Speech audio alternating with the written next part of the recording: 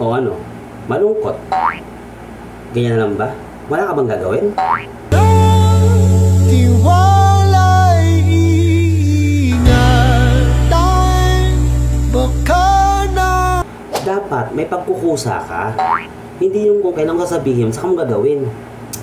Kaya kayo nagkakalabo-labo eh. O, ano, maraming affected ng dahil dyan sa ginagawa nyo. Wow. Ka naman sa susunod na Kung hindi niyan katulad ng dati, okay lang. Okay lang sa amin din yun. Ang mahalaga, magkaibigan pa rin kayo. Hindi yun dahil lamang dyan is magkakalayuan kayo, mag-iiwasan kayo. Huwag ganun. Di ba? Okay na yan.